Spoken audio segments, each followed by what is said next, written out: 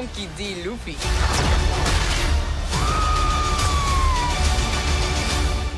And I'm gonna be king of the pirates. One Piece, c'est un manga publié depuis 1997 au Japon et qui raconte les aventures de Luffy, donc Monkey D. Luffy, qui est un pirate qui se lance sur les mers du globe à la recherche du One Piece, qui est donc un fameux trésor laissé par un pirate légendaire. Et on ne sait toujours pas aujourd'hui ce que c'est que ce fameux trésor, ni ce qu'il apporte vraiment, si ce n'est que tous les pirates du monde sont à la recherche du One Piece. One Piece, donc, c'est un succès qui dure vraiment depuis très longtemps, quasiment 30 ans. Et donc la longévité, je pense, s'explique par beaucoup de facteurs, notamment justement les personnages. Tout au long de son voyage, Luffy rencontre plein de personnages différents.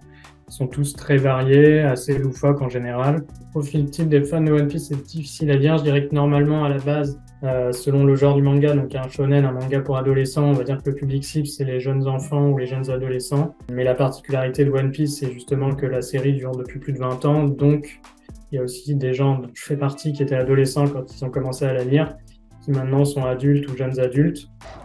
Are you with me?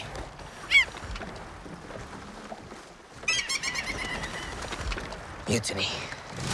Je pense que Netflix a voulu adapter One Piece en live action parce que c'est une franchise culte, une franchise qui peut parler à beaucoup de monde, donc potentiellement attirer beaucoup de spectateurs.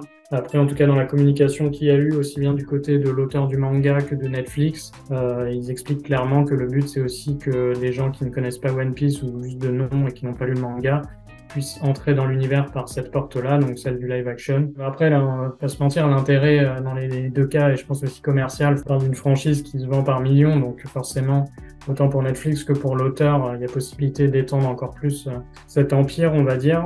I didn't know there were so many pirates. It's terrible. I know, right? Where's my face? Oui, clairement, ça fait un moment, enfin plusieurs années que Netflix a investi dans l'animation japonaise. Et c'est clairement un moyen de se positionner sur un segment du divertissement des séries assez particulier et qui est peut-être souffre encore, je vais dire, d'être un peu niche. J'ai l'impression que dans le milieu de l'animation japonaise, même si on a fait beaucoup de progrès par rapport à quelques années ou des dizaines d'années, dans la vision qu'en a le grand public et ce genre de choses, ça reste peut-être parfois plus confidentiel. Et du coup, le fait qu'une plateforme comme Netflix, qui est disponible dans le monde entier, qui parle à tout le monde, s'intéresse à ça, c'est aussi une forme de reconnaissance, on va dire. J'ai l'impression qu'ils cherchent quand même à se positionner comme une plateforme de référence en termes d'animation, que ce soit avec leurs propres créations, leurs adaptations ou des studios japonais qui mettent sur Netflix. Notamment, prochainement, il y a Pluto aussi de Naoki Urasawa qui va être adapté, qui a un peu fait grand bruit, sachant que c'était un projet dont on parlait depuis des années. Donc pour eux, oui, clairement, c'est stratégique. Je pense que c'est un pari intéressant et qui peut contribuer à rendre encore plus grand public l'animation japonaise.